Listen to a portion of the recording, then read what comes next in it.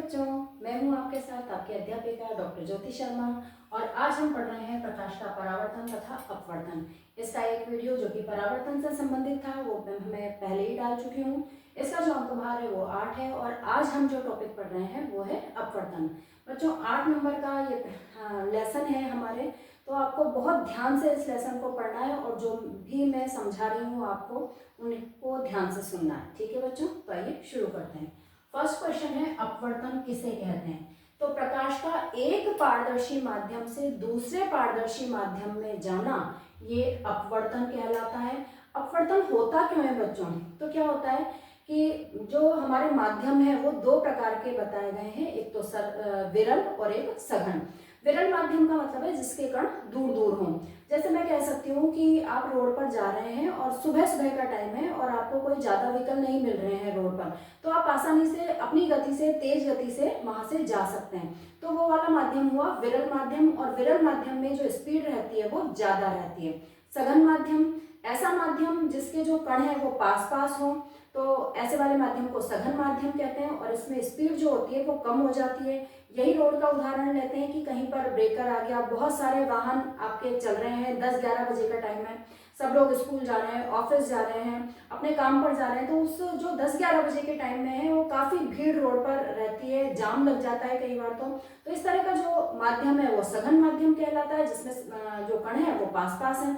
और सघन माध्यम जो होता है उसमें आप अपने आप देख सकते हैं कि जो स्पीड होती है प्रकाश की वो कम हो जाती है। ठीक है बच्चों, अब जो स्पीड कम और ज्यादा होती है जिसकी वजह से ये अपवर्तन की घटना घटित हो रही है, उसमें होता क्या है? तो उसमें होता यह है बच्चों कि अगर विरल माध्यम है, जैसे मैंने ये बताया है कि ये आपतित किरण है और ये पानी लिया है मैंने, तो वायु और पानी इनकी तुलना करें हम तो वायु विरल माध्यम होगा, कण दूर दूर है, और पानी द्रव है, तो पानी जो है वो सघन माध्यम है। तो जब आपतित किरण, प्रकाश की कोई भी किरण आ रही है तो उसे हम आपतित किरण बोलेंगे। तो ये आपतित किरण जो है वो विरल माध्यम से पानी में सघन माध्यम में जब आ रही है तो वो अभिलंब के पास सरक जाती है। अभिलंब क्या होता है कि ये जो आपतित बिंदु है जहां पर ये आपतित होगी किरण, वहां से हम जो सीधी रेखा खींचेंगे वही अभिलंब कहलाएगा। तो अभिलंब के ये डॉटेड लाइन से मैंने उसका मार्क बताया है कि अगर वो आती, यहाँ पर सघन माध्यम नहीं होता तो वो इस तरह से आती, लेकिन अब ये देखिए पानी होने से ये थोड़े से अभिलंब के पास सरक जाती है। ठीक है बच्चों, तो विरल से सघन में जब जाएगी तो वो अभिलंब के पास सरक जाएगी कोई भी किरण, ये आपको याद रखने वाली बात है। और जब सघन से विरल में जा रही है तो वो अभिलंब से दूर हो जाएगी बच्चों। ठीक है, और अब है कि अब जो आपसे क्वेश्चन पूछ लिया जाता है कि आप अपने दैनिक जीवन में कौन कौन सी घटनाएं हैं जो अपवर्तन से संबंधित देखते हैं। तो बच्चों जल निकाय के जो तल है उनका ऊपर उठा हुआ दिखाई देना, तालाब है, नदी है, कुआं है, या फिर आपके घर में बाल्टी पानी से भरी हुई है तो उसका जो तल है, पानी उसमें जब भर जाता है तो उसका जो तल है वो हमें थोड़ा सा ऊपर उठा हुआ दिखाई देता है। ठीक है बच्चों, सिक्का भी अगर हम कांच के गिलास में डाल देंगे पानी से भरे हुए में तो वो भी हमें थोड़ा सा ऊपर उठा हुआ दिखाई देगा। तारों का टिमटिमाना, धुएं में से अगर हम देखें तो दूसरी तरफ की वस्तुओं का हिलते हुए प्रतीत होना, आधे पानी में रखी हुई पेंसिल को टेढ़ा दिखाई देना हमें, ये सारी जो घटनाएं हैं वो हमें अपवर्तन के कारण दिखाई देती हैं। ठीक है बच्चों, अब है अपवर्तन के नियम बताइए। तो अपवर्तन के दो नियम हैं।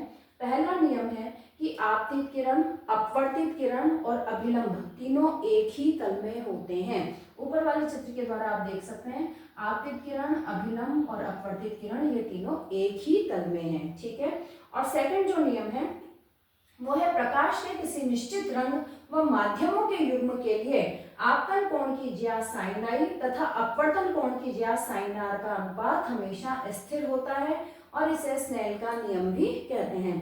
बच्चों ये वाला क्वेश्चन दूसरा नियम जो है वो यहाँ तक है कि साइन आई और साइन आर का अनुपात जो होता है वो हमेशा स्थिर होता है और इसे स्नेल का नियम भी कहते हैं। तो स्नेल, कई बार क्वेश्चन यूं भी आ जाता है कि स्नेल का नियम बताइए, तो यही वाला जो नियम है आप दोबारा से लिख देंगे कि साइन आई बटा साइन आर जो होता है वो स्थिरांक होता है और इसी स्थिरांक को अपवर्तनांक कहा जाता है।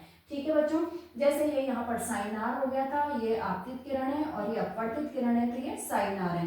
तो वायु और पानी के लिए अगर हम बात करते हैं एक निश्चित किरण के लिए, एक निश्चित रंग के लिए, तो उसका जो मान रहेगा, जो अनुपात रहेगा, वो हमेशा स्थिर रहेगा और इसे ही हम अपवर्तनांक कहते हैं। तो कई बार ये क्वेश्चन भी आ जाता है कि अपवर्तनांक किसे कहते हैं। ठीक है बच्चों, अब अपवर्तनांक को हमने सूत्र के रूप में पिरोया है, तो N21 दो यहाँ पर लिखे हुए हैं। क्यों? क्योंकि एक माध्यम, जो भी वो दो माध्यम देता है, जिसकी भी वो सापेक्ष तुलना करता है, वो दोनों माध्यम यहाँ पर लिखते हैं। तो पहले वाला, जैसे 2 पहले लिखा हुआ है तो उस 2 को हम नीचे लिखेंगे और 1 बाद में लिखा हुआ है तो 1 को हम ऊपर लिखेंगे। ठीक है, तो 2 को हमने बटा करके नीचे लिख दिया है कि माध्यम 2 में प्रकाश की चाल, और 1 बाद में लिखा हुआ था तो इसे ऊपर लिख दिया है माध्यम 1 में प्रकाश की चाल। इन दोनों को हम V1 और V2 से शो कर देते हैं, तो N21 बराबर हो गया V1/V2। ठीक है बच्चों, इसी तरह से यहाँ पर मैंने सिर्फ NM लिखा हुआ है। क्यों लिखा हुआ है कि NM यानी कि M पहले लिखा हुआ है, बाद में मैंने कुछ नहीं लिखा। M का मतलब हो गया माध्यम में प्रकाश की चाल, जो मैंने नीचे लिख दिया है, क्योंकि पहले वाले को नीचे लिखते हैं। तो माध्यम में प्रकाश की चाल, तो जब एक जो माध्यम है हम वायु को मानते हैं, तो इस तरह का जो अपवर्तनांक है वो निरपेक्ष अपवर्तनांक कहलाता है। जब दो माध्यम में से जब एक माध्यम वायु हो, तो जो अपवर्तनांक होगा वो निरपेक्ष अपवर्तनांक कहलाता है। ठीक है बच्चों, तो इसी वजह से यहाँ पर सिर्फ NM लिखा गया है। तो ये हो जाता है वायु में प्रकाश की चाल C बराबर अपॉन माध्यम में प्रकाश की चाल नी। ठीक है बच्चों, इस तरह से ये अपवर्तनांक से संबंधित अगर आपके अंकित प्रश्न आता है तो इस वाले सूत्र से या इस वाले सूत्र से आप उसे सॉल्व कर सकते हैं। अगला क्वेश्चन है, कांच की आयताकार स्लैब से अपवर्तन समझाइए। ध्यान से देखिए बच्चों, वर्डिंग्स, ऐसा चित्र हमें बनाना है और वर्डिंग्स में हमें लिखना है। ऊपर वायु है, ये चौकोर जो है वो मैंने कांच की स्लैब बना दी है, और ये नीचे वापस से वायु है। वायु विरल माध्यम, कांच सघन माध्यम, और वायु जो है वो यहाँ पर वापस से नीचे, तो वो वायु जो है वो वापस से विरल माध्यम। ठीक है बच्चों, ए बी किरण जो है वो वायु में यहाँ पर आपतित हो रही है। आपतित होते ही, अब क्योंकि क्या है, ये सघन माध्यम है, सघन माध्यम में क्या होगा, प्रकाश जो किरण है वो अभिलंब के पास सरक जाएगी। तो जानी तो ऐसे चाहिए, डॉटेड लाइन से बनाया है मैंने, जानी तो ऐसे चाहिए, लेकिन वो अपवर्तन की घटना की वजह से अभिलंब के पास सरक जाती है। तो ये अभिलंब के पास सरक गई, बीसी किरण को आप देखिए। फिर वापस वो वायु में जाती है, तो वापस वायु जो है वो विरल माध्यम में जाता है, और विरल माध्यम में आती वो वापस से जो है वो इससे दूर, अभिलंब से दूर हो जाती हैं। दोनों जो ये तल है यहाँ पर अलग अलग अभिलंब हमने बनाए हैं। तो इस तरह से आप इन्हीं शब्दों को, ये जो हमने समझाया है इसी को ही वर्डिंग्स में बताकर और कांच की आयताकार स्लैब में अपवर्तन को समझा सकते हैं, लिख सकते हैं। ठीक है बच्चों, चित्र आपको यही वाला बनाना है। इसके बाद आ जाता है कि निर्वात में प्रकाश की चाल बताइए। तो निर्वात में प्रकाश की चाल है 3 × 10⁸ मीटर पर सेकेंड, और ये किसी भी माध्यम में प्रकाश की चाल से सबसे तेज गति से चलने वाली ये चाल होती है। क्लियर है बच्चों? आइए बच्चों हम आगे चलते हैं। अगला क्वेश्चन है, लेंस किसे कहते हैं? तो दो परावर्तक पृष्ठों से जो बनी बंद आकृति होती है उसे लेंस कहते हैं। जैसे लेंस वैसे तो कई प्रकार के होते हैं, पर हम मुख्य रूप से जो दो लेंस हैं उनके बारे में हम पढ़ेंगे। एक तो होता है उत्तल लेंस, दोनों ये वाली, ये इनकी जो दोनों परावर्तक पृष्ठ रहेगा इसको उत्तल लेंस कहा जाता है। ये देखिए बच्चों ने बनाया। और दूसरा होता है अवतल लेंस, यानी कि अंदर धसा हुआ, ये अंदर धसे हुए पार्ट हैं। तो दो अंदर धसे हुए जो पार्ट से मिलकर बनेंगे परावर्तक पृष्ठ से, वो अवतल लेंस कहलाते हैं। ठीक है बच्चों, फिर है अभिसारी व अपसारी लेंस क्या होता है? तो अभिसारी, उत्तल लेंसेस को बच्चों अभिसारी लेंस कहते हैं। क्यों कहते हैं? कि जब इनसे अपवर्तन होता है, जब इनमें से प्रकाश की किरणें गुजरती हैं, तो समांतर गुजरने वाली जो किरणों को ये जो अभिसारी उत्तल लेंस है वो एक जगह पर, फोकस पर एकत्रित कर देता है। तो क्योंकि ये एकत्रित कर देता है इसलिए इसे अभिसारी लेंस, अभिसारी का मतलब यही होता है एकत्रित करना, तो इसलिए इसे अभिसारी लेंस कहा जाता है। और अपसारी लेंस, अपसारी का मतलब दूर फैला देना। तो अवतल लेंस जो होता है, जब इसमें से समांतर किरणें निकलती हैं तो ये किरणों को दूर फैला देता है। तो दूर फैलाने के कारण ही इसे अपसारी लेंस कहा जाता है। तो सभी तरह के जो उत्तल लेंस होते हैं वो अभिसारी लेंस होते हैं, और अवतल लेंस जो होते हैं वो अपसारी लेंस होते हैं। ठीक है बच्चों, परिभाषित कीजिए। ये वही वाला क्वेश्चन है जो हमने परावर्तन में भी पढ़ा था। शॉर्ट में मैंने यहाँ पर आपको बताया है।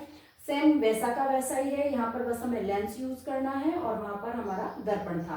तो प्रकाशित केंद्र सबसे पहले तो लेंस का जो बीच वाला भाग है, दोनों ही उत्तल और अवतल दोनों प्रकार के लेंसों के लिए ये जो परिभाषाएं हैं वो पर्याप्त है, मतलब दोनों के लिए हम उनको उपयोग में ले सकते हैं। तो जो लेंस के बीच वाला जो बिंदु होता है वो प्रकाशित केंद्र कहलाता है। ठीक है बच्चों, नेक्स्ट आ जाता है मुख्य फोकस। फोकस अभी हमने बताया था कि जो किरणें इससे निकलने के बाद में समांतर किरण है वो जहां पर एकत्रित होती हैं या एकत्रित होती हुई प्रतीत होती हैं वो फोकस कहलाता है। क्योंकि दो परावर्तक पृष्ठ हैं इसलिए हम लेफ्ट और राइट दोनों साइडों में ही F1 फोकस, इधर भी F1 फोकस बता दिया है हमने, और जो डबल दूरी होती है जिसे हम वक्रता केंद्र भी कह सकते हैं तो वो F2 होती है। तो हम यहाँ पर F1 और F2 दोनों तरफ से प्रदर्शित करते हैं। ठीक है बच्चों, नेक्स्ट आ जाता है वक्रता, ये हो गया मुख्य फोकस जहाँ पर किरणें एकत्रित होती हैं। फिर है वक्रता केंद्र। वक्रता केंद्र वही इधर वाले का इधर वक्रता केंद्र होगा, वो जो परावर्तक पृष्ठ है जिस केंद्र का भाग होगा उसे वक्रता केंद्र कहा जाता है, और ये F1 से फोकस से डबल होता है ये, इसलिए इसे F2 या फिर हम C2 भी यहाँ पर कह सकते हैं। तो अब अपसारी वाले अवतल लेंस के लिए भी यही बात है। फिर है मुख्य अक्ष। मुख्य अक्ष वही थी कि जहां पर हम एक काल्पनिक रेखा है और जहां पर हम किसी भी बिंब को रखेंगे, और ये प्रकाशित केंद्र और फोकस इन सब से, वक्रता केंद्र इन सब से जो मिली हुई सीधी रेखा होती है वो मुख्य अक्ष कहलाती है। द्वारक बच्चों, ये जो ए और बी है यानी कि जो भी हमारा लेंस है उसकी जो टोटल दूरी है वो द्वारक कहलाती है। तो जो पतले वाले लेंस होते हैं जिनको का अधिकतर यूज किया जाता है, पतले लेंस उन्हें कहते हैं, और इनका जो द्वारक होता है वो बहुत छोटा होता है। फिर है फोकस दूरी। तो फोकस से, प्रकाशित केंद्र से और फोकस की जो बीच की दूरी होती है वो फोकस दूरी कहलाती है, और इसे स्मॉल f से प्रदर्शित किया जाता है। मुख्य फोकस को कैपिटल F से और फोकस दूरी को स्मॉल f से प्रदर्शित किया जाता है बच्चों। वक्रता केंद्र को C से और प्रकाशित केंद्र को O से। ठीक है बच्चों, नेक्स्ट क्वेश्चन आता है जो कि बहुत ही इंपॉर्टेंट क्वेश्चन है।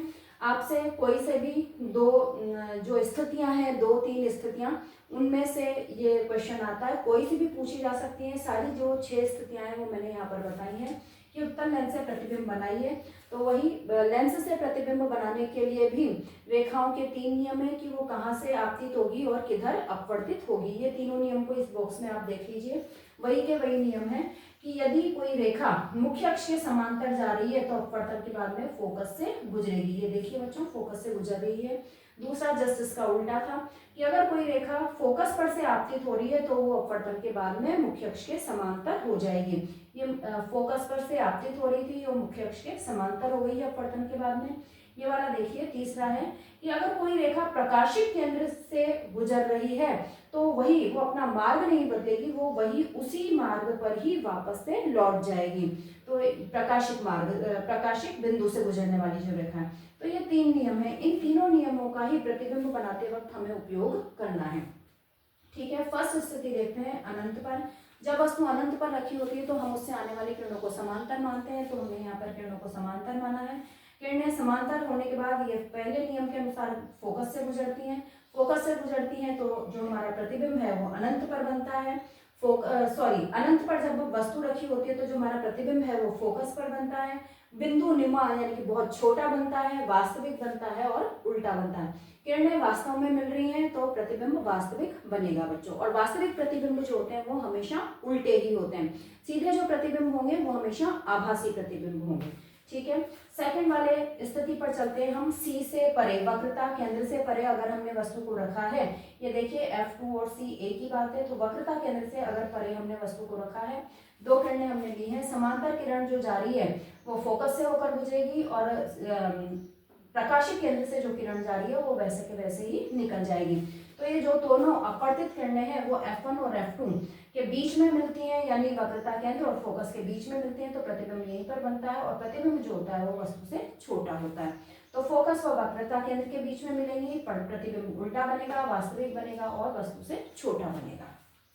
ठीक है बच्चों, थर्ड स्थिति जो है वक्रता केंद्र पर। अब हमने वस्तु को F2 कह लो या C कह लो, वक्रता केंद्र पर वस्तु को रख दिया है। वही दो किरणें हम लेते हैं, एक तो समांतर फोकस में से होकर गुजर रही है और दूसरी प्रकाशिक केंद्र में से होकर गुजर रही है, तो वो सीधे के सीधे ही निकल जाएगी। तो अब जो हमें प्रतिबिंब मिलेगा वो इधर C पर ही मिलेगा। दूसरे वाला इस राइट साइड का जो C है, C2 है, उस पर ही हमें प्रतिबिंब मिलेगा और जो वो प्रतिबिंब होगा वो वस्तु के बराबर ही होगा, उल्टा होगा और वास्तविक होगा। तो यहाँ पर यही वाला क्वेश्चन कि उत्तल लेंस की कौन सी स्थिति ऐसी है जिस पर वस्तु के बराबर का ही प्रतिबिंब हमें प्राप्त होता है। तो वक्रता केंद्र पर रखने पर हमें वस्तु के बराबर का ही प्रतिबिंब प्राप्त होता है। ठीक है बच्चों, अगली स्थिति पर आ जाते हैं। अगला हमने और सरकाया है वस्तु को, तो वक्रता केंद्र व फोकस के बीच में यहाँ पर हमने वस्तु को रखा है। तो वही दो किरणें हमने यहाँ पर ली है। तो जो प्रतिबिंब, जो दोनों अपवर्तित किरणें हैं वो C से परे मिल रही हैं, तो हमें प्रतिबिंब मिल रहा है वक्रता केंद्र से परे, वास्तविक, उल्टा और बड़ा। ठीक है बच्चों, अगला है फिफ्थ स्थिति की फोकस पर। हमने अब वस्तु को फोकस पर रख दिया है। वही दो किरणें, यहाँ पर आप देख सकते हैं कि मैंने सारे 6 जो चित्र बनाए हैं, आरेख खींचे हैं, उनमें मैंने ये वाला और ये वाला 2 ही नियम यूज किए हैं और दोनों नियमों से मेरे ये 6 चित्र कंप्लीट हो गए हैं। तो ये F1 पर फोकस पर हमने वस्तु को रखा है। फोकस पर वही दो किरणें हम लेते हैं। हम देखते हैं कि ये जो किरणें हैं वो धीरे धीरे धीरे करके आपस में नजदीक आती जा रही है, तो अनंत पर जाकर ये मिल जाएंगी। तो हमारा जो प्रतिबिंब होगा वो अनंत पर बनेगा, वास्तविक होगा, उल्टा होगा और वस्तु से बहुत बड़ा होगा। ठीक है बच्चों, 6th स्थिति पर आते हैं कि अब हमने रख दिया है वस्तु को फोकस व प्रकाशिक केंद्र के बीच, और ज्यादा पास सरका दिया है। तो और ज्यादा पास सरकाने पर किरणें वही दो हमने ली है समांतर, और तो फोकस में से गुजरेगी और ये प्रकाशिक केंद्र से गुजरने वाली सीधी चली जाएगी। तो ये हम देख रहे हैं कि अब जो किरणें निकल रही हैं, अपवर्तित किरणें, वो फैलती जा रही हैं, दूर होती जा रही है एक दूसरे से। तो दूर होती जा रही है तो ये आगे जाके कहीं नहीं मिलने वाली। तो इन किरणों को हम पीछे बढ़ाते हैं, डॉटेड लाइन से पीछे बढ़ाते हैं, तो हम ये देखते हैं कि ये F2 से भी परे, C से भी परे, वक्रता केंद्र से परे आकर ये जो अपवर्तित किरणें हैं ये मिलती हैं। तो यहीं पर यानी कि C से परे हमें इसका प्रतिबिंब बनता हुआ प्रतीत होता है, वास्तविक नहीं होता, क्योंकि हमने लाइनें खींची हैं। तो प्रतिबिंब कैसा है, आभासी है और सीधा है। तो इस तरह से जब हम फोकस और वह प्रकाशिक केंद्र के बीच में वस्तु को रखते हैं तो हमें, और प्रतिबिंब किस ओर मिलेगा, उस ओर मिलेगा जिधर हमने वस्तु रखी हुई है, लेफ्ट साइड में ही मिलेगा। प्रतिबिंब वस्तु से थोड़ा बड़ा होगा, सीधा होगा और आभासी होगा। तो बच्चों ये 6 स्थितियां थी जिनके आधार पर हम उत्तल लेंस से प्रतिबिंबों को पूरी तरह से बना सकते हैं। ठीक है बच्चों, क्वेश्चन पर चलते हैं बच्चों। अगला क्वेश्चन है अवतल लेंस से प्रतिबिंब बनाइए। तो अवतल लेंस की 2 ही स्थितियां हैं, एक अनंत पर हम जो है किरणों को समांतर मानते हैं। समांतर किरणें इधर तो मिलती नहीं है, फैलती जाती है, तो हम पीछे बढ़ाने का प्रयास करते हैं, फोकस पर ये मिलती है। तो जो हमारा प्रतिबिंब बनेगा वो मुख्य फोकस पर बनेगा, जिधर वस्तु रखी हुई है हमने उधर बनेगा, बिंदुवत बहुत छोटा बनेगा, सीधा और आभासी बनेगा।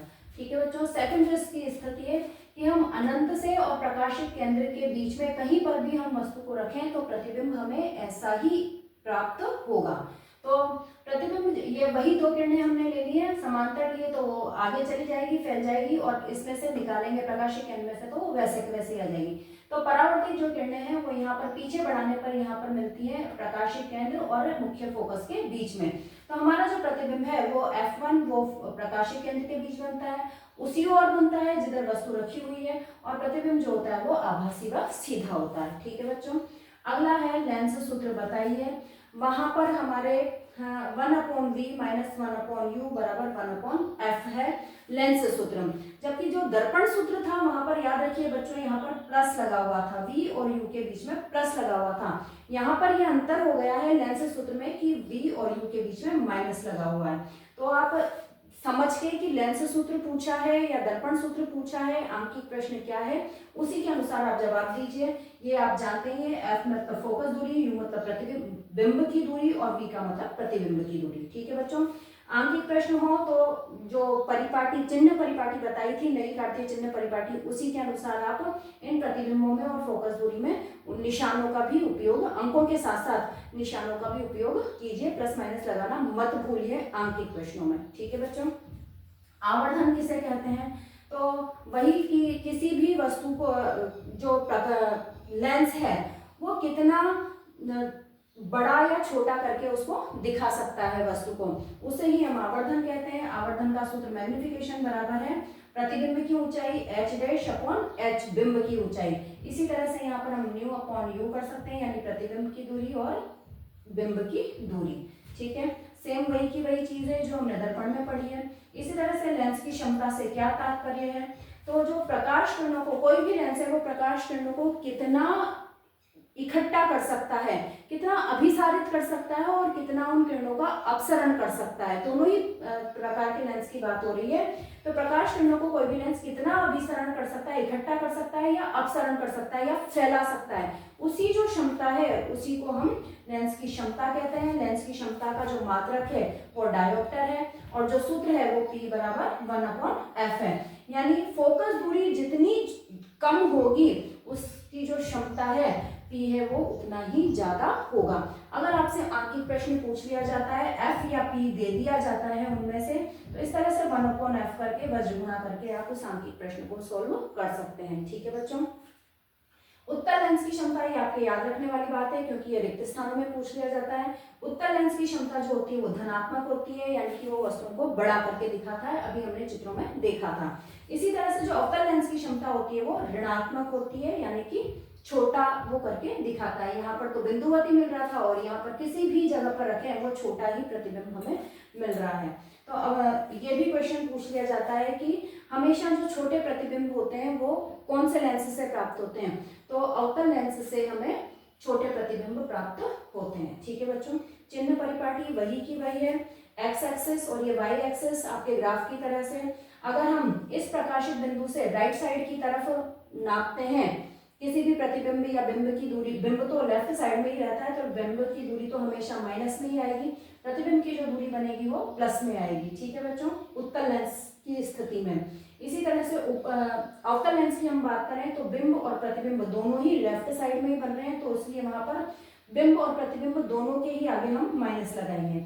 इसी तरह से जब ऊंचाई की बात कर रहे हैं तो ऊपर जब हम नाप रहे हैं प्रकाशीय केंद्र के ऊपर जब हम नाप रहे हैं तो प्लस का निशान लगेगा और नीचे जब हम नाप रहे हैं तो माइनस का निशान लगेगा। ठीक है बच्चों, तो इस तरह से मैंने इस वाले वीडियो में अपवर्तन से संबंधित सारे क्वेश्चंस लिए हैं। 2 वीडियोस इस पाठ के प्रकाश का परावर्तन तथा अपवर्तन के मैंने बनाए हैं और पूरा प्रयास किया है, प्रयास ही नहीं बल्कि मैं कह रही हूँ कि 100% सारे क्वेश्चंस हमारे इन क्वेश्चंस में समाहित हो गए हैं। आप इन्हें अच्छे से पढ़कर जाइए, ज़्यादा अंक का है ये और 8 में से 8 नंबर लाने का प्रयास कीजिए। ठीक है बच्चों, धन्यवाद।